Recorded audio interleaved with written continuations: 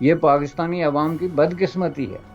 کہ ان کو اس طرح کے دانشور، اس طرح کے انٹلیکچوئل، اس طرح کے پالیسی میکر اور اس طرح کی رولنگ ایلیٹ جو ہے اس سے واسطہ پڑتا ہے نا۔ انڈیا تو اب دنیا کا ایک بڑا امپارٹنٹ ترین قسم کا انٹرنیشنل اسٹیبلشمنٹ کا حصہ اور پلیئر بن گیا ہے۔ آپ فائنینشلی اس قدر تباہ و برباد ہو گئے، ملٹری لیڈرشپ اور اسٹریٹجک جو دانشور ہیں انہوں نے لوگوں کو لیکچر دینے شروع کر دیے کہ اب ہم کسی بھی طریقے سے انڈیا سے کوئی جنگ نہیں کر سکتے۔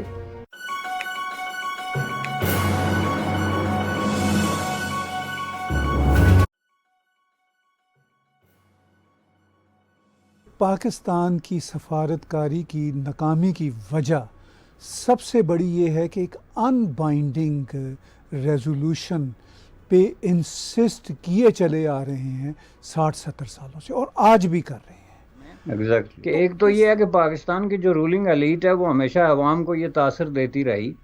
کہ ہم انٹرنیشنل ارینا میں، انٹرنیشنل فورمز پہ، اداروں میں کو بہت امپارٹنٹ کام کر رہے ہیں مسئلہ کشمیر کو لے کے۔ تو یہ میرے لیے بھی بڑی دلچسپی کا کام تھا، چونکہ اس پہ بلینز آف ڈالر خرچ ہو گئے ہیں پاکستان کے غریب عوام کے، ٹیکس پیئرز کے،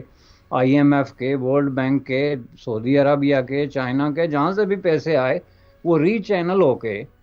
تو اسی طریقے سے جو ہے ایک انٹرنیشنل تقسیم ہوتے ہیں سفارت خانوں میں، جہاں سے آگے ان کے اپنے جو فٹ سولجر ہیں ان میں تقسیم ہوتے ہیں، پھر اس طریقے سے آگے جا کے تو ڈپلومیٹک حلقوں میں جو لابنگ ہوتی ہے، تو بیک ہوم یہ تاثر دیا جاتا ہے کہ پاکستان کو بہت امپارٹنٹ کام کر رہا ہے اور جس کے بہت جلد نتائج نکلنے والے ہیں۔ اگر آپ پاکستان کے مین نیوز پیپرز پڑھیں تو جو بہت ہی امپارٹنٹ ترین 4 نیوز پیپر بڑے اٹھا کے ان کی ڈیلی ڈے ٹو ڈے آپ کٹنگز جمع کریں تو آپ کو ہر دوسرے دن یہ خبر نظر آئے گی کہ کسی وزارت خارجہ نے کے اعلیٰ عہدیدار نے، کسی لیڈر نے، کسی دورے پہ گئے ہوئے ایکسٹرنل منسٹر نے، کسی کشمیری لیڈر نے کہیں جو ہے وہ مسئلہ کشمیر کو اجاگر کیا ہے۔ پہلے تھے کہ مسئلہ کشمیر ڈسکس کیا، بعد میں انہوں نے لفظ اجاگر رکھ لیا، چونکہ وہ اجاگر کا جو ہے نا اس میں آپ پکڑائے نہیں جاتے کہ کیا کہاں اجاگر کیا اور کیسے کیا، ایک ایسا ویگ قسم کا کانسیپٹ۔ تو اس کو میں نے فوکس کیا کہ بھائی ہم بھی تو جانیں کہ یہ اتنے بلینز آف ڈالرز جو ہے جو خرچ ہو رہے ہیں اور اتنے ملینز آف پیپلز کو جو بیوقوف بنایا جا رہا ہے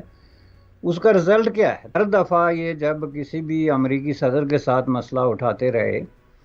اور بہت زیادہ زور و شور سے آپ اگر کہیں تو صدر کینیڈی کے دور میں اور اس کے بعد کے تمام ہی صدور کے دور میں، تو وہ کیا اٹھاتے رہے کہ جی آپ کوئی مہربانی کریں، جو کہ ان کے الفاظ وغیرہ ساری چیزیں میں نے کوٹ کی ہوئی ہیں،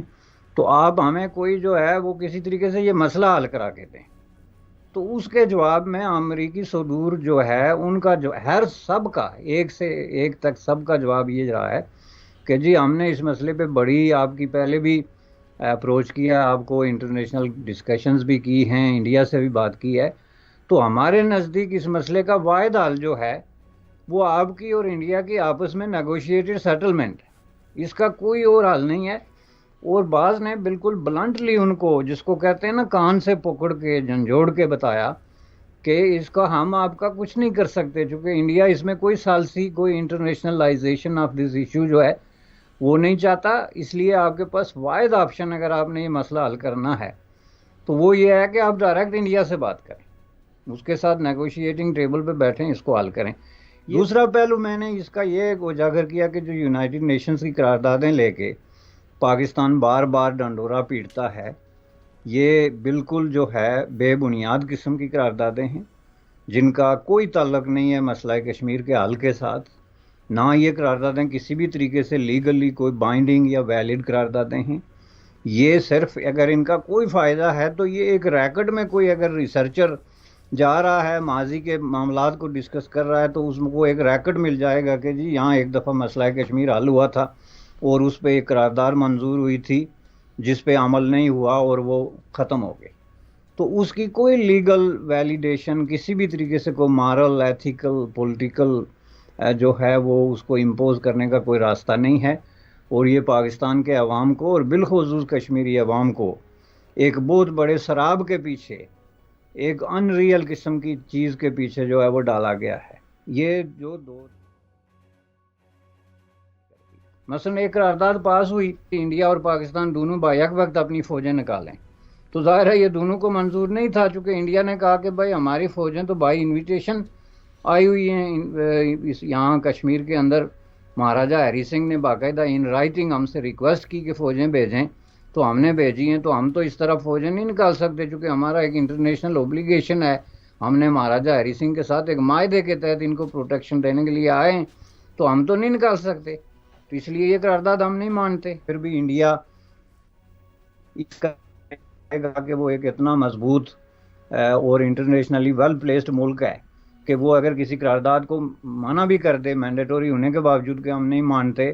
تو اس کے نتائج کیا ہوں گے۔ لیکن یہ کوشچن ہی اس لیے پیدا نہیں ہوتا کہ پورے کشمیر پہ ایک بھی قرارداد بائنڈنگ نہیں ہے۔ کہ پاکستان کی ناکام سفارتکاری تو آبویس ہے، بھارت کی بھی اس سلسلہ میں کہیں پر آپ کو ناکام سفارتکاری نظر آتی ہے؟ دیکھیں جی، اس میں دو تین چیزیں ہیں جس کا میں نے بارہا ذکر کیا۔ پہلی بات یہ ہے کہ بھارت نے ڈے ون سے جو سٹینڈ اس مسئلے پہ لیا تھا وہ بالکل کلیئر تھا، اور اس کی ریفلیکشن کس چیز سے ہوتی تھی؟ یونائٹڈ نیشن کے اندر جو پہلی اپلیکیشن گئی تھی وہ بھارت کی طرف سے گئی تھی، پنڈت جواہر لال نہرو کی طرف سے، اور اس میں انہوں نے ریمیڈی کیا مانگی تھی، اپلیکیشن کیا تھی، یہی بات جو ہے اس پہ بات نہیں ہوتی۔ اپلیکیشن اب ہو از دی اپلیکینٹ، پہلے دیکھنا تو یہ ہے کہ اس میں کون ہے درخواست گزار۔ انڈیا لکھا ہوا کیا ہے بھائی اس میں یہ لکھا ہوا ہے کہ پاکستان کی طرف سے قبائلی ریگولر اور ار ریگولر فورسز جموں کشمیر کے اندر جو ہے وہ داخل ہو گئی ہیں، جس کی وجہ سے وہاں پہ خون خرابہ ہو رہا ہے، اور یونائٹڈ نیشن کے ممبر کی حیثیت سے ہمیں خدشہ ہے کہ اس طرح کی ایکٹیویٹی کی وجہ سے جو ہے وہ خطے کا امن اور عالمی امن جو ہے وہ خطرے میں پڑ سکتا ہے۔ اس لیے اقوام متحدہ جو ہے وہ اس میں مداخلت کر کے تو یہ جو انٹروینشن اور یہ جو انویژن ہوئی ہے اس سے جو ہے یہ علاقہ یعنی جموں کشمیر خالی کرائی، سمپل۔ اب اس کا آپ یہ دیکھیں کہ یہ ہے درخواست، اور انڈیا کا ڈے ون سے ایز اے ایپلیکینٹ اس کے ایک ہی سٹینڈ ہے کہ بھائی یہ آپ لوگوں نے انویژن کی، اس کے بعد مہاراجہ ہری سنگھ نے ہم سے مدد مانگی، ہم نے یہاں پہ فوجیں اتاری ہیں اس مدد کی جواب میں، اور اس پہ جو ہے کہ نتیجے میں جو کچھ بھی کشمیر میں ہوا اس کے حوالے سے انڈیا کا سٹینڈ یہ ہے کہ اس میں اب ہم کسی قسم کا مزید رد و بدل کرنے کے لیے تیار نہیں ہیں، اور وہ اس سٹینڈ پہ آج تک قائم ہیں۔ لیکن انڈیا کا سٹینڈ جو ہے وہ انٹرنیشنل جو سٹینڈ ہے اس کے ساتھ میچ کیوں کرتا ہے؟ کہ آپ اٹھا کے دیکھ لیں، یونائٹڈ اسٹیٹ آف امریکہ، برطانیہ، آسٹریلیا، فرانس، چین یا کوئی اور بڑی طاقت، ان سب کا مشترکہ سٹینڈ علیحدہ علیحدگی میں بھی، پرائیویسی میں بھی اور پبلکلی بھی یہ ہے کہ جی یہ مسئلہ ایسا ہے کہ جو صرف انڈیا اور پاکستان کے درمیان باہمی گفتگو سے حل ہو سکتا ہے۔ ایون چین بھی یہ کہتا ہے، 18 دفعہ کہہ چکا ہے، ہر فورم پہ کہہ چکا ہے، جس کو پاکستان اپنا گرو اور ہمالیہ سے بڑا دوست اور سمندروں سے گہرا ساتھی، وہ کہہ چکا ہے کہ اس کا ایک ہی حل ہے کہ انڈیا سے بیٹھ کے بات کرو۔ تو اس میں جو ہے وہ پرابلم کیا ہے کہ وہ بات نہیں ہو رہی، بیٹھنے کے لیے کوئی تیار نہیں ہے۔ انڈیا تو انسسٹ کر رہا ہے کہ حل ہی جو ہے وہ بیٹھنا ہے، پاکستان کہتا ہے نہیں، حل یہ ہے کہ باہر سے کسی کو کھینچ کے لاؤ، کوئی امریکی صدر، کوئی چاچا سام جس کو انکل سام آپ کہتے ہیں، کوئی اور سٹیک لے کے آئے اور ہم دونوں کو شاگردوں کی طرح بٹھا کے تو حکم دے کہ بھائی آپ یہ نالائق بچوں والی حرکتیں بند کریں اور آپ یہ جو کام کر کے تو اس مسئلے کو حل کریں، تو یہ تو انڈیا مانے گا نہیں، چونکہ انڈیا کا پہلے دن سے یہ جو موقف تھا یہ پنڈت جواہر لال نہرو نے جس کو انیشیٹ کیا، اور بعد میں یہ باقاعدہ ایک طریقے سے بائی ڈیفالٹ جو ہے انڈیا کی فارن پالیسی آن کشمیر کا حصہ بن گیا، جس کو کوئی حکومت نہیں چیلنج کر سکتی۔ یہ میں آپ کو بتا دوں، انڈیا میں کبھی کوئی حکومت ایسی نہیں آ سکتی جو یہ کہے کہ ہم انٹرنیشنل ثالثی قبول کرنے کے لیے تیار ہیں، یا یونائٹڈ نیشن کی کسی ریزولوشن کی روشنی میں کوئی کشمیر میں رد و بدل کرنے کے لیے تیار ہیں۔ فارگیٹ اباؤٹ اٹ، یہ میں چیلنج کر کے بتاتا ہوں، یہ ہو ہی نہیں سکتا۔ انڈیا کا یہ سٹینڈ جو ہے یہ اب کسی میں بھی ہمت نہیں ہے کہ وہ چینج کر سکے۔ تو یہ پاکستان کو دیکھنا چاہیے نا کہ دیواروں سے ٹکریں مار کے تو اپنے لوگوں کو بیوقوف بنانا، وہ کتاب کا ہی میں دوبارہ حوالہ دوں گا کہ صرف صدر ایوب نے ہی کم از کم 50 بار امریکی صدور کے ساتھ یہ بات اٹھائی اور جواب یہ سنا کہ بھائی آپس میں بیٹھ کے بات کرو. تو عوام کو کبھی انہوں نے نہیں بتایا کہ ہمیں امریکی یا چائنیز یا روسی، ایون سوویت یونین نے بھی بالکل ایگزیکٹلی ان کو یہی مشورہ دیا تھا کولڈ وار کے پیک پہ کہ جناب اس مسئلے کا حل جو ہے صرف آپ دونوں ہمسایوں کے درمیان نیگوشیٹڈ سیٹلمنٹ کے لیے ہے، اور اس کے لیے اگر آپ تیار ہیں یعنی نیگوشیٹ کرنے کے لیے تو ہم انڈیا سے بات کر سکتے ہیں، لیکن وہ بات کرنے کی ضرورت ہی نہیں چونکہ انڈیا آلریڈی جو ہے وہ بات کرنے کے لیے بےتاب ہے. انڈیا نے کبھی یہ نہیں کہا کہ ہم بات نہیں کرنا چاہتے، اس لیے اس کے لیے کوئی محنت کرنے کی ضرورت ہی نہیں. اب سوال یہ ہے کہ بات آپ ایسے کریں کہ آپ پہلے ہی شرط رکھ دیں، جیسے آج رکھ رہے ہیں کہ جی انڈیا 370 چینج کرے تو ہم بات کریں گے. 370 انڈین کانسٹیٹیوشن ہے، آپ انڈیا کو حکم دے رہے ہیں کہ آپ اپنے ملک کا آئین بدلیں تو ہم پھر بیٹھ کے آپ سے بات کریں گے. بھائی تو پھر تو بات نہیں ہو سکتی، پھر تو انڈیا ہے نا. انڈیا تو اب دنیا کا ایک بڑا